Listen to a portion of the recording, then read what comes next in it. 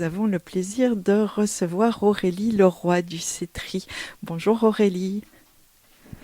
Eh bien, évidemment, si je ne te branche pas, je ne t'entendrai pas. Donc, bonjour Aurélie. Bonjour Zoé. Voilà, il y a toujours des petits décalages le matin, comme ça, surtout un lundi. Donc Aurélie, je disais, tu es chercheuse au CETRI, qui est le centre tricontinental situé à Louvain-la-Neuve. C'est un lieu de recherche et de production de savoir sur les Suds ancestrales, si je puis dire. Je ne sais pas quel âge vous avez. Une quarantaine d'années au moins. Nous allons fêter nos 50 ans cette année. Voilà. Donc, au mois de septembre, nous fêterons l'événement. Et donc, si je t'ai invité aujourd'hui, c'est parce que tu as coordonné un Alternative Sud, donc qui est votre revue, un trimestriel. Oui, c'est bien voilà, ça. Qui paraît donc régulièrement. Et le dernier en date est intitulé Les déchets du monde, envers du décor. Et le sous-titre, c'est Point de vue du Sud. Et donc, quelle est la particularité un peu des Alternatives Sud Donc, un peu l'ADN du CETRI et de la collection, de sa collection qui est Alternative Sud, alternative au pluriel, c'est quand même important de le souligner.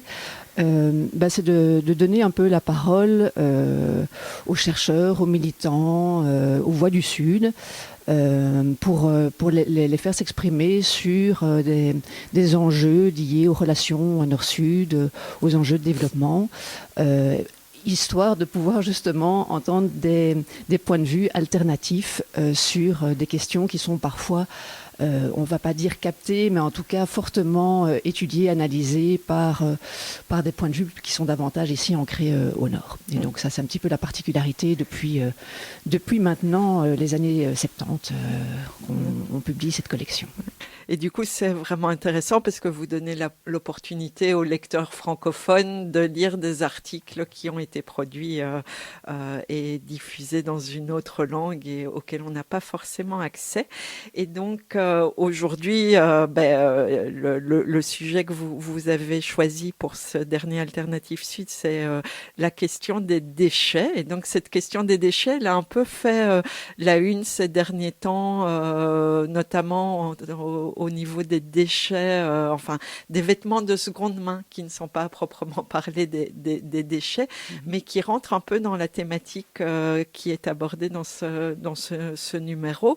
Et donc, les déchets, on en parle aussi quand les poubelles débordent dans nos rues, quand on entend que tel ou tel type de déchet a été envoyé dans les pays du Sud global pour y être traité. On parle aussi d'enfouissement des déchets, mais souvent ici en Europe et dans le monde occidental du Nord global, on a tendance à parler des déchets en termes de gestion. Il faut mieux gérer, il faut mieux trier, il faut recycler davantage. Et donc dans une espèce de responsabilisation individuelle.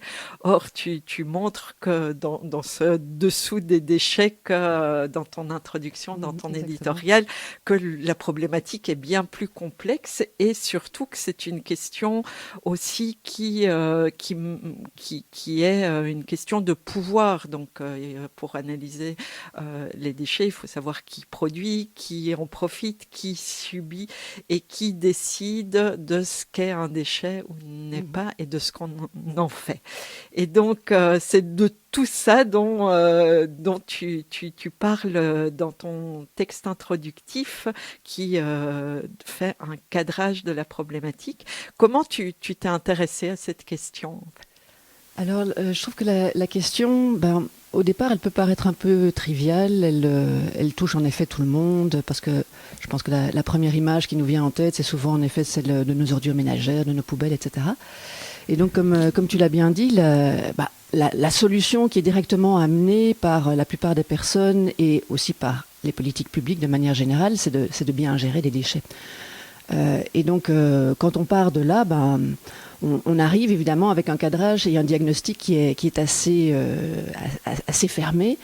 Et donc, les solutions sont très fortement orientées.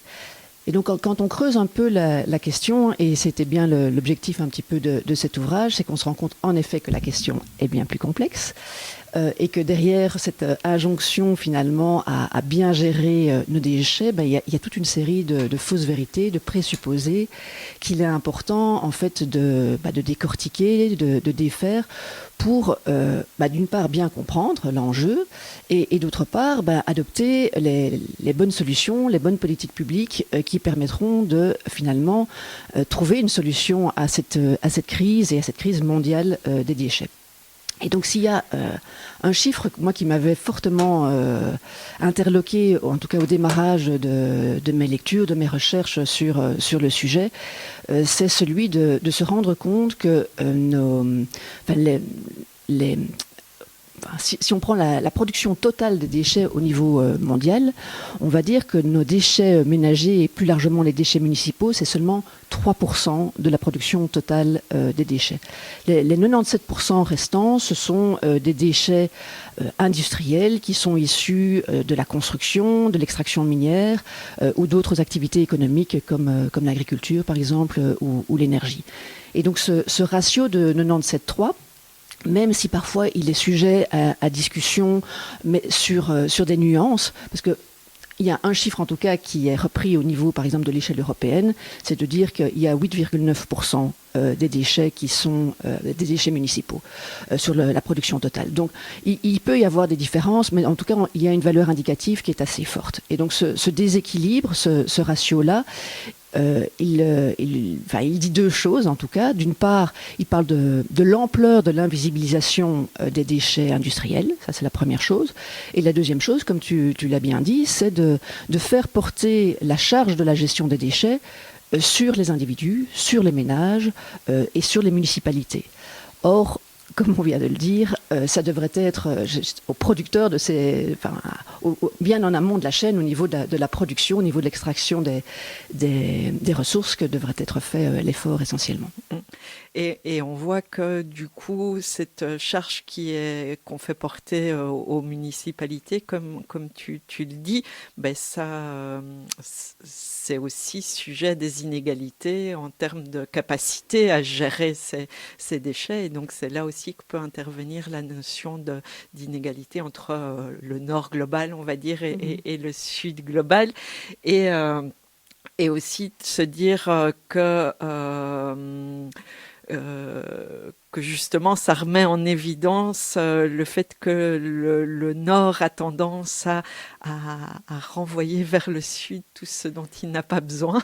Oui, complètement. Je pense qu'il y a énormément, et c'est ce qu'on a cherché aussi à mettre en avant à travers ces différents points de vue du Sud, c'est ces stratégies de déplacement des nuisances, de déplacement des coûts environnementaux, sociaux, sanitaires qu'il peut y avoir et qui peuvent prendre plusieurs formes.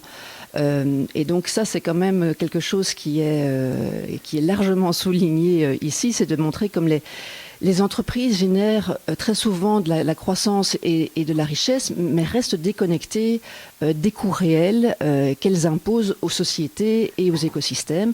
Et donc à travers différents exemples dans cette alternative sud, au niveau de l'industrie, c'est très varié, hein, ça peut être l'industrie touristique, ça peut être l'industrie pétrolière, ça peut être l'industrie technologique, ça peut être à travers le commerce mondial des déchets. Donc à travers tous ces exemples-là, on démontre finalement cette stratégie de dépassement des coûts. Et donc pour la petite anecdote, c'est vrai qu'au départ de cette alternative sud, donc qui s'appelle Déchets du monde envers du décor et qui, je pense, embrasse très bien l'enjeu de ce numéro, au départ on avait imaginé appeler ce numéro le Sud poubelle du Nord. Maintenant, il y a plein de raisons de l'appeler en effet le Sud poubelle du Nord, mais pour histoire d'amener un peu de complexité aussi, parce que c'est pas que du nord vers le sud, il y a quand même des enjeux aussi qui sont autres. On a choisi un autre titre, mais donc en effet cette réalité elle est quand même bien présente. Oui. Et ce que vous mettez en avant aussi toi dans l'éditorial et puis d'autres auteurs aussi, c'est que la question du déchet, c'est une catégorie qui est sociale en fait. C'est pas une évidence naturelle et ce qui est un déchet pour les uns ne l'est pas forcément pour des autres. Et ça complexifie effectivement cet enjeu, le fait que ce que nous on peut considérer ici ou dans certaines sociétés, même intra-pays du Sud global, ce qui est considéré comme déchet pour les uns est considéré comme une ressource qui permet de vivre, de survivre pour les autres.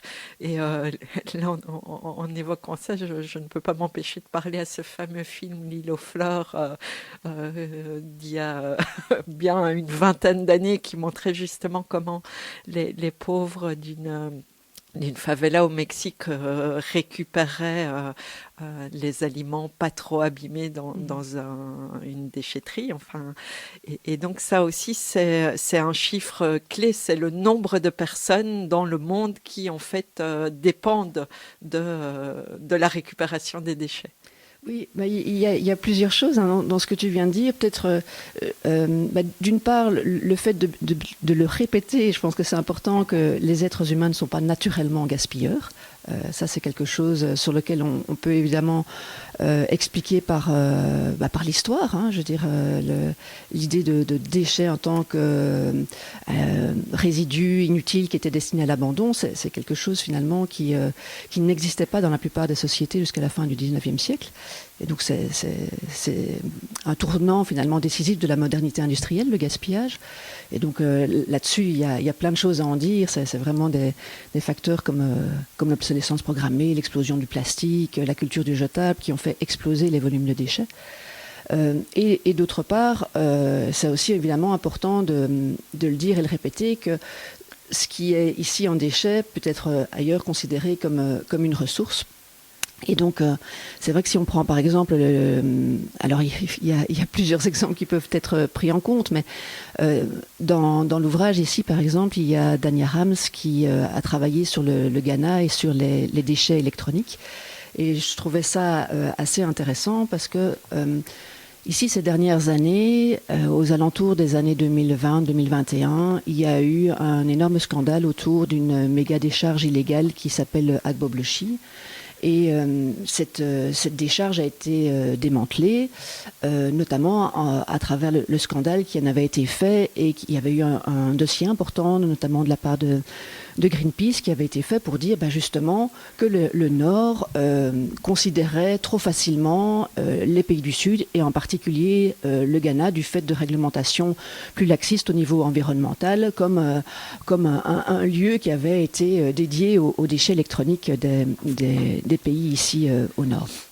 Alors, ce cas d'étude, il est assez intéressant parce que c'est vrai que il laisse à penser en effet que les Suds sont des poubelles du Nord, et que il peut, par rapport aux déchets électroniques, il peut souvent y avoir deux types de récits. Un récit qui va être plutôt techno-pessimiste et qui va donner cette image-là de lieux finalement dont on se soucie peu, qui sont sacrifiés, et ça c'est le point de vue souvent qui a été repris par un certain nombre de médias, par la société civile ou autre. Et puis il y avait eu un récit plus, on va le qualifier de techno-optimiste, qui faisait davantage appel à la fracture numérique qu'il fallait pouvoir combler. Et ces deux types de récits, même si évidemment ils sont fondés sur un bon nombre de faits, l'autrice qui est présente dans cet ouvrage Alternative Sud, elle essaye un peu de le dépasser et d'aller au-delà pour s'intéresser davantage au circuit global des appareils électroniques. Elle essaye vraiment de réfléchir au fonctionnement, à l'organisation de ces circuits. Et là, ce qu'elle met en avant, c'est, on va qualifier ça, les trois phases de vie des appareils électroniques. Alors très brièvement, il y a une phase de profit, là où les entreprises le font davantage de profit, qui se situe plutôt dans les pays du Nord ou alors parmi les populations aisées du reste du monde. Et on va dire qu'à ce moment-là, les appareils électroniques, surtout les appareils informatiques qu'elle traite ici, sont couverts par des garanties, des lois protectrices. Le consommateur, la consommatrice peut faire appel à des réparateurs agréés. Et si on prend des exemples, par exemple, en Belgique, vous avez des centaines de distributeurs de grandes marques, Apple, Samsung, vers lesquels il y a des possibilités d'aller. Lorsqu'on se situe au Ghana, le Ghana n'est pas un grand marché pour les fabricants de produits informatiques. Il y a un seul distributeur d'une marque comme Apple qui est situé à Accra depuis le milieu des années 2010. Et donc, qu'est-ce qui se passe dans ce cas-là? Les consommateurs qui n'ont pas le pouvoir d'achat que l'on trouve ici en Belgique, vont se tourner vers des produits qui sont importés et pour la plupart qui sont d'occasion. Et là, on rentre dans la deuxième phase de vie de ces circuits où les technologies ne sont plus couvertes par des garanties, les consommateurs doivent se débrouiller quand les appareils dysfonctionnent, doivent se tourner alors vers des techniciens non agréés et remplacer des pièces par des pièces qui sont récupérées par des petits ferrailleurs qui sont eux-mêmes exposés aux risques liés au traitement des déchets. Et enfin, on en arrive à la troisième phase de vie, lorsque les appareils ne fonctionnent plus et où toute la gestion des technologies hors garantie est alors transférée au mieux vers des services de gestion des déchets, au pire vers des consommateurs. Et donc, tout ça pour en arriver à montrer que le Ghana et l'Europe, dans le cas des déchets électroniques, ce ne sont pas des marchés qui sont séparés. C'est deux phases vraiment qui sont interdépendantes d'une même chaîne d'approvisionnement.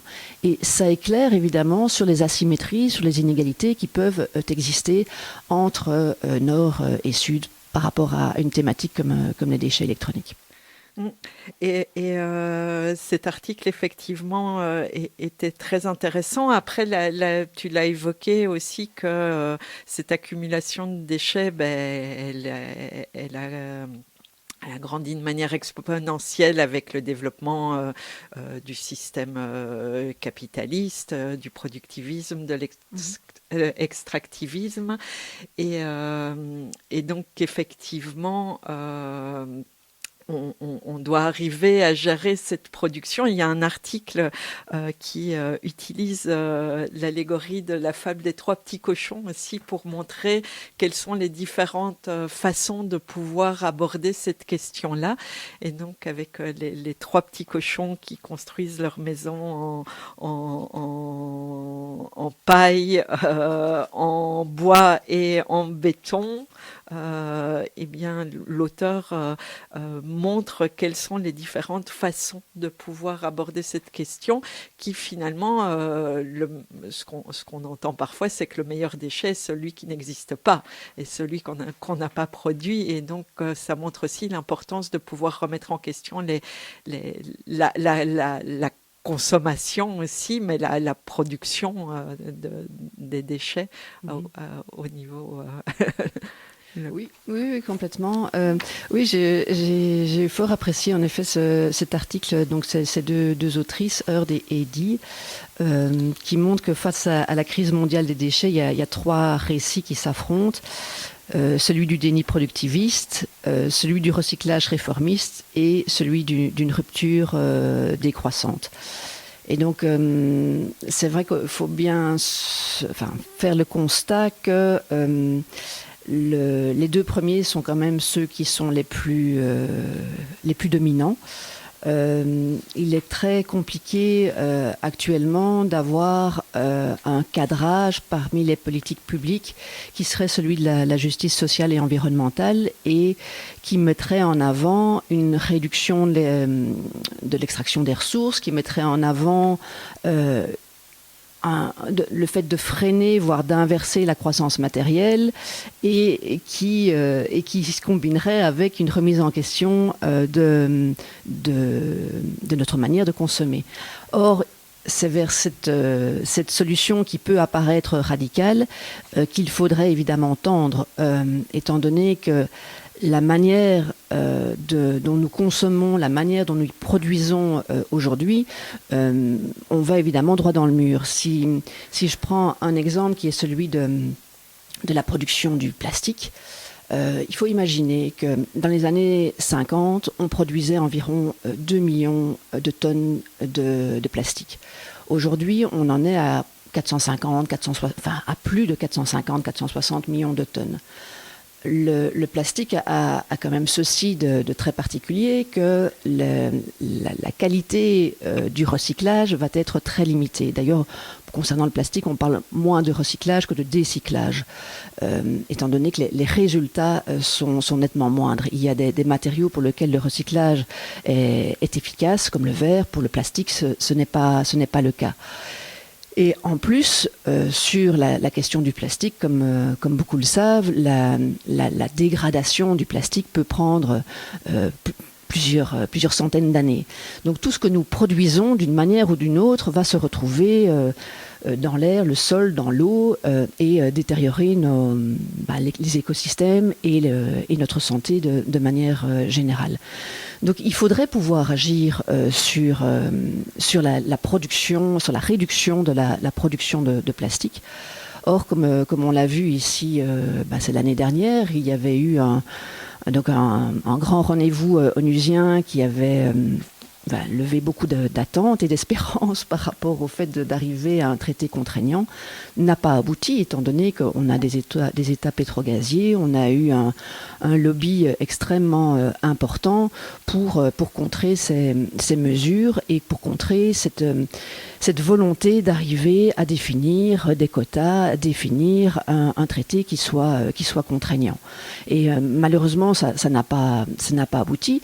Et donc, on continue finalement à être dans une logique productiviste qui fait que on ne réfléchit pas à la production, mais les lobbies industriels, les premiers, vont tenter de mettre le focus sur la phase post-consommation en essayant de trouver des solutions qui apparaissent comme étant innovantes et comme étant la solution à tout, mais qui ne sont la solution à rien. Je veux dire, on pourrait parler de la valorisation énergétique des déchets qui essaye quelque part de recycler, entre guillemets, les déchets plastiques, de leur donner une destination. Et donc, en gros, la valorisation énergétique des déchets, ce sont des incinérateurs qui permettent de brûler les déchets pour produire de l'énergie. Et donc, serait soi-disant à la fois une solution à la crise énergétique et à la fois une solution à la crise des déchets. Mais dans les deux cas, c'est une non-solution, étant donné que, en termes de... Si je prends uniquement la partie déchets, la valorisation énergétique des déchets, le modèle économique de cette valorisation énergétique, il est fondé sur des flux croissants de déchets. Il faut constamment alimenter finalement ces incinérateurs pour qu'ils puissent fonctionner. Et donc, qu'est-ce qu'on voit? C'est qu'une série de pays qui sont adeptes de cette valorisation énergétique des déchets, ils en finissent par importer des déchets depuis l'étranger. C'est le cas par exemple de la Suède qui va importer depuis l'Italie, depuis l'Irlande, depuis la Grande-Bretagne pour pouvoir alimenter ces incinérateurs. Et donc on n'est pas du tout dans une réduction des déchets, mais dans quelque part une rentabilisation des déchets. Et c'est là où la valeur marchande prend un peu le pas sur la valeur environnementale et où on voit que ce n'est pas du tout des solutions. C'est juste que de plus en plus de grosses entreprises privées comme Veolia par exemple qui ont investi dans ces énormes installations qui sont très coûteuses et qui donc pour avoir un retour sur investissement vont notamment miser sur des contrats de gestion qui peuvent durer parfois plusieurs dizaines d'années avec des municipalités et alors ils établissent des contrats qui sont qui exigent des seuils minimums et que si ces seuils ne sont pas donnés, alors il y a des indemnisations à payer et en plus il faut pouvoir trier de façon très fine ces déchets. Ça revient à la charge aussi des municipalités. Donc on voit qu'il y a toute une série à la fois de non-solutions et d'enjeux qui sont très complexes et qui vont au-delà de la question environnementale et de l'objectif qui serait de réduire les déchets. Et justement, pour complexifier, plusieurs auteurs dans le numéro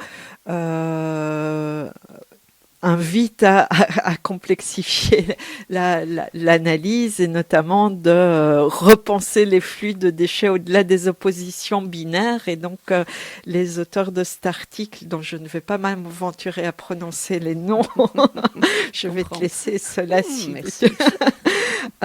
évoque le fait qu'on a tendance justement à avoir un discours très binaire lorsqu'on veut analyser la question des déchets. Et il y a cet article article-là qui m'a paru intéressant. Et puis l'article ici je peux le dire, de Daniel Prieto Sanchez sur la question du colonialisme. Et donc on évoquait le fait que les déchets étaient le résultat quand même d'un système capitaliste super productiviste, extractiviste, mais aussi qui renforce, qui remet en avant un système colonial enfin, je ne sais plus comment parler, d'exploitation des territoires appelés les territoires sacrifiés, justement. Oui, alors il y a plusieurs choses aussi ici. C'est vrai que souvent la question des déchets et notamment par rapport au commerce des déchets, on a souvent présenté ça de façon en effet très, très binaire.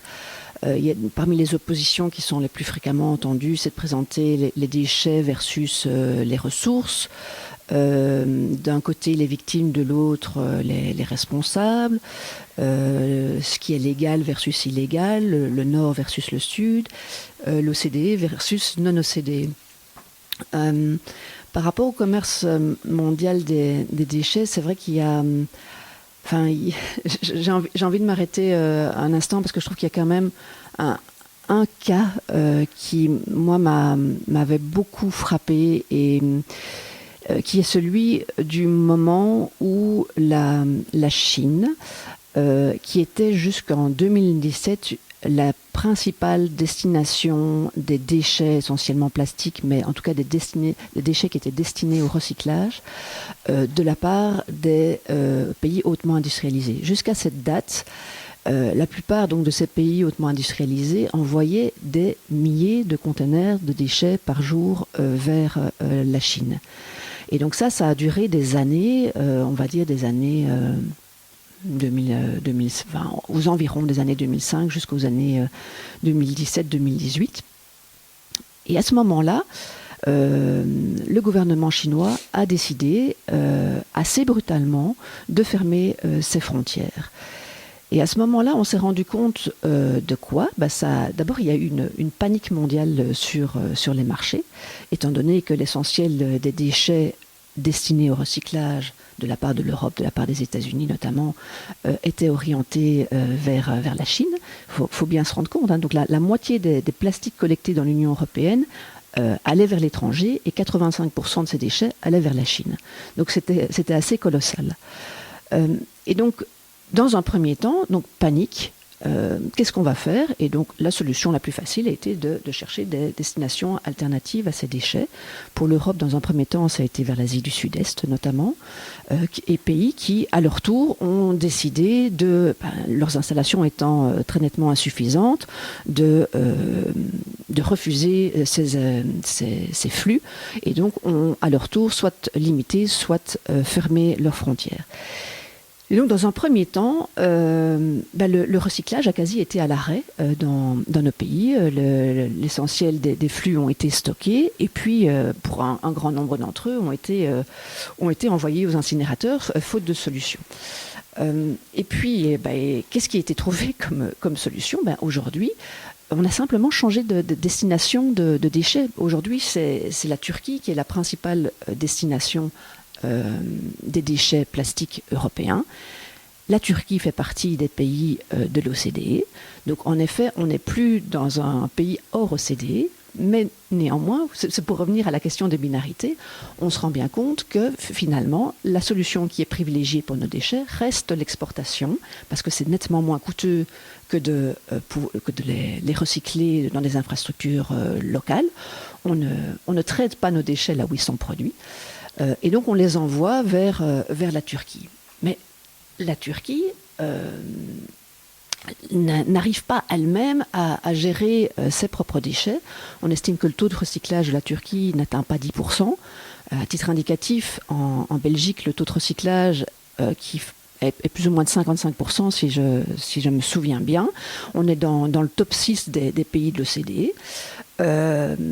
Et donc on en arrive à des solutions extrêmes où on envoie finalement nos déchets dans un pays où les infrastructures ne sont pas suffisantes et où une part importante des déchets qui sont envoyés vont être non recyclés et abandonnés soit dans des décharges, venir gonfler ces décharges, soit même brûlés à certains endroits dans des décharges à ciel ouvert.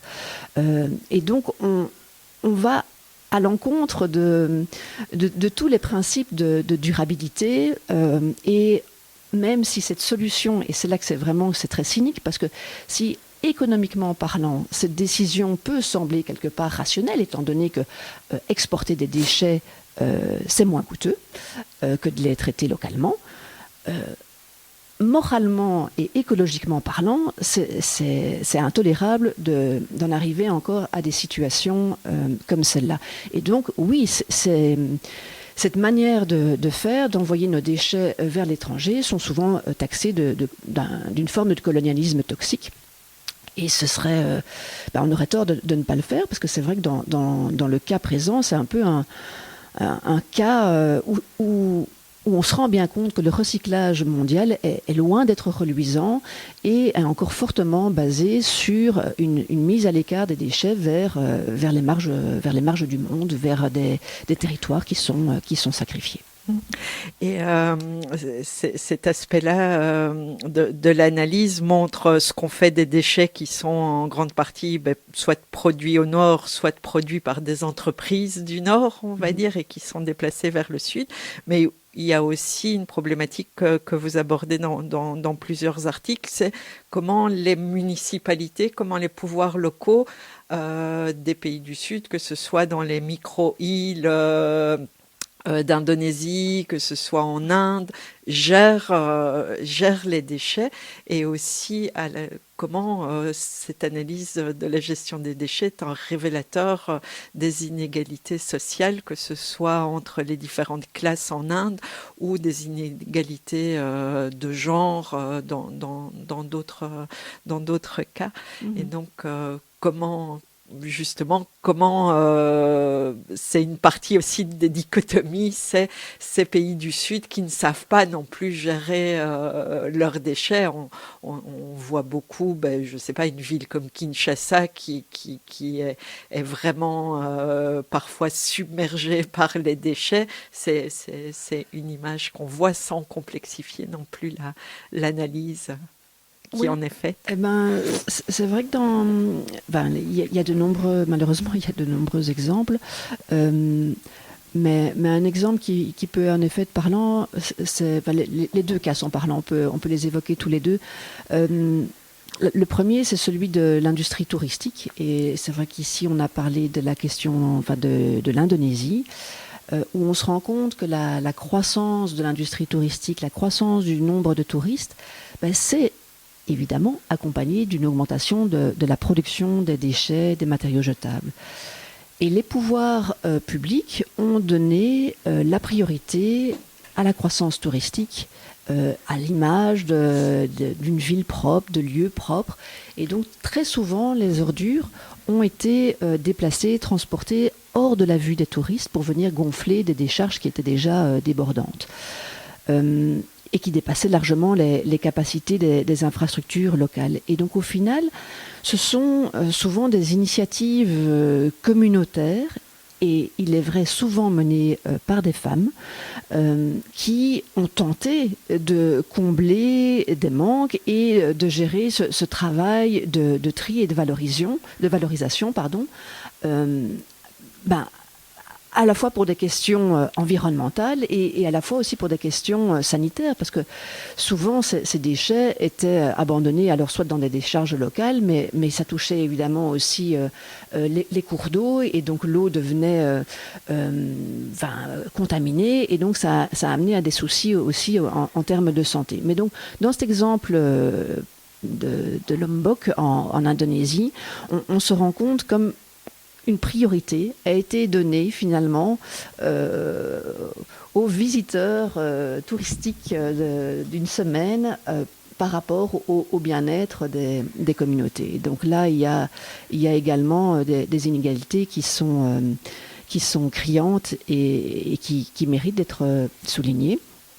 Et puis par rapport à la question notamment aussi du travail de ces collecteurs et collectrices de l'informel, c'est vrai que ce qui est aussi important de se rendre compte, c'est que même si ce travail de tri, ce travail de valorisation des déchets, mais je vais presque dire à main nue, mais donc qui se fait des heures durant 7 jours sur 7, c'est finalement l'une des principales formes de recyclage qu'il existe sur la planète, en termes par exemple sur les déchets plastiques.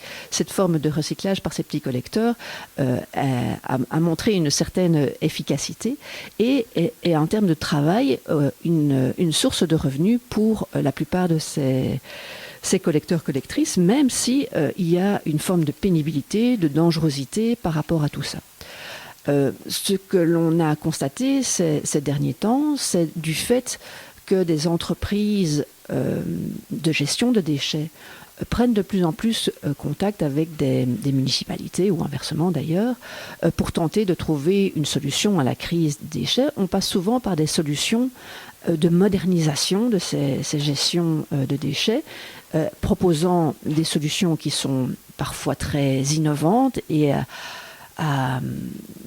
innovantes, mais avec des moyens techniques et des capitaux importants, mais aussi parfois des promesses par rapport à l'intégration de ces travailleurs, mais qui malheureusement sont très peu tenues.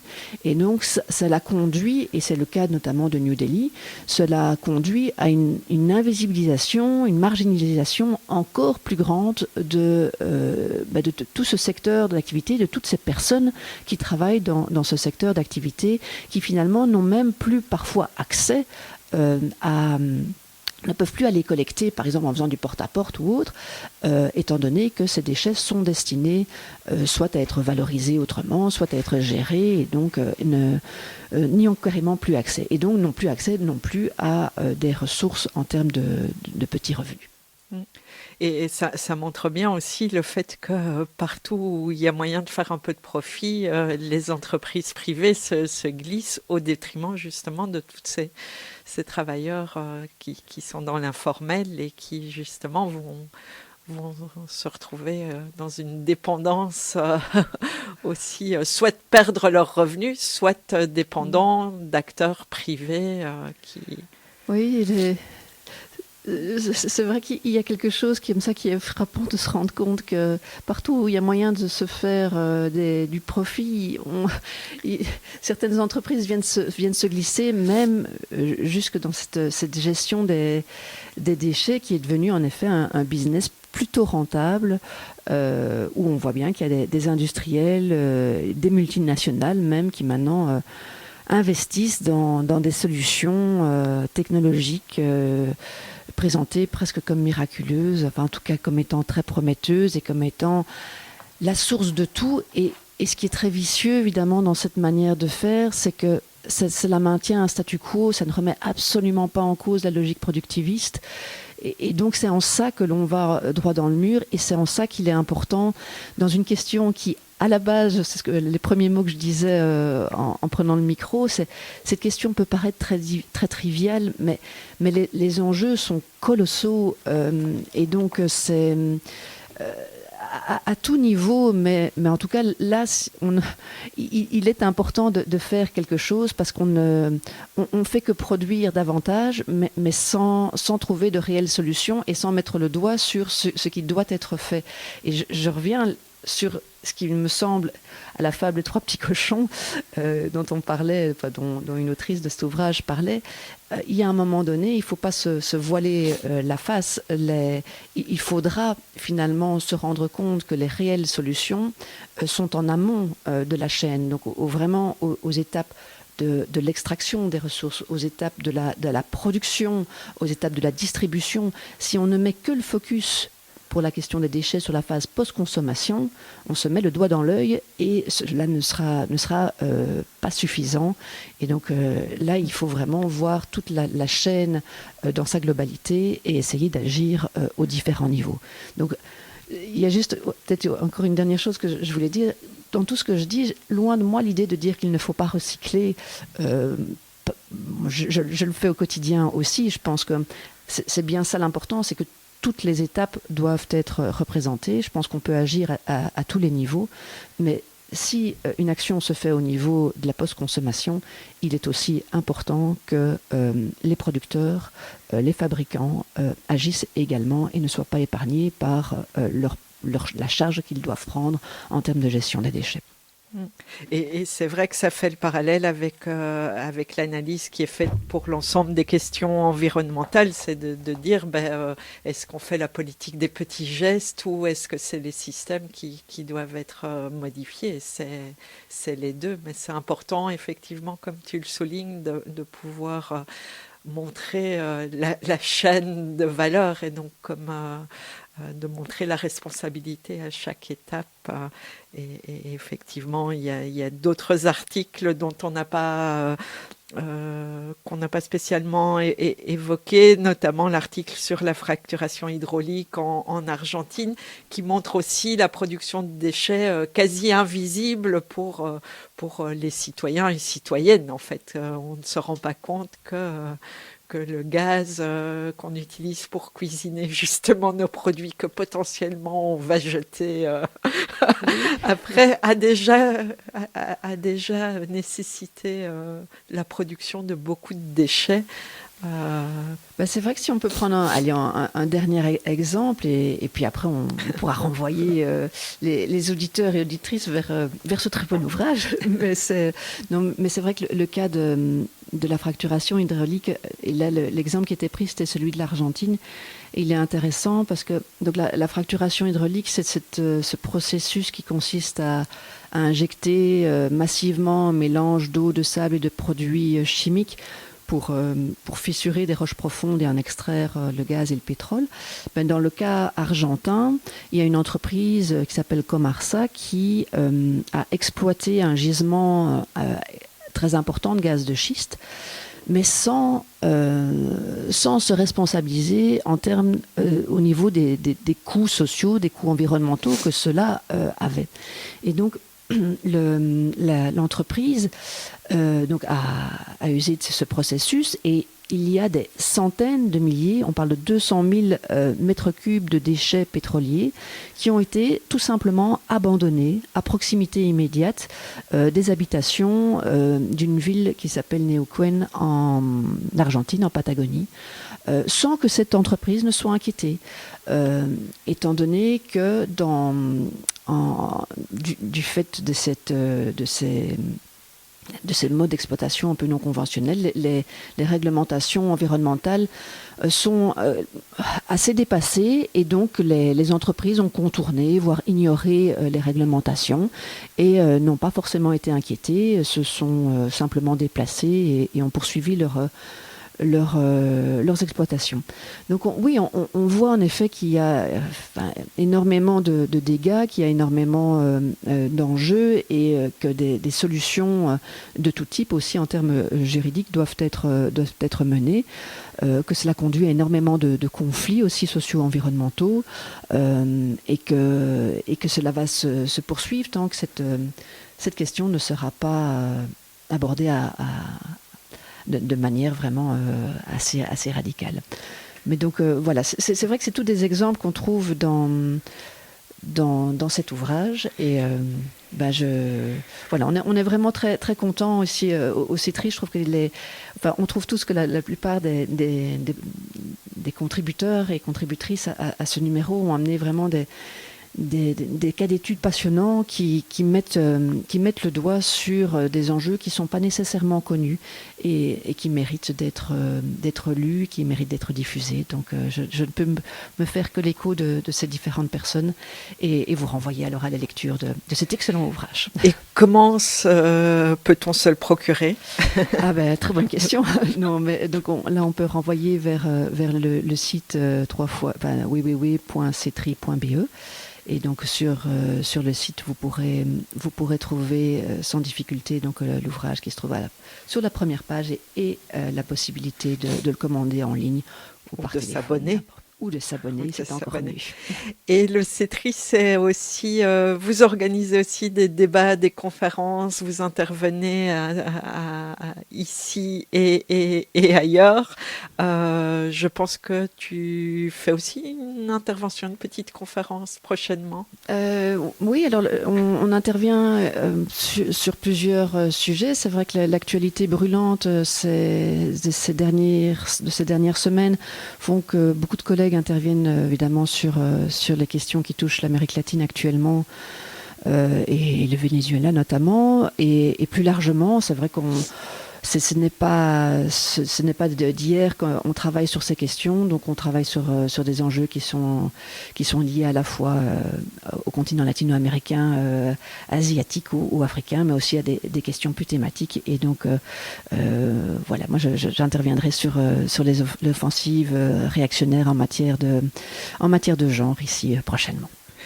Eh bien, je vous invite à consulter l'agenda, en tout cas du CETRI, ou à suivre le CETRI sur les réseaux sociaux.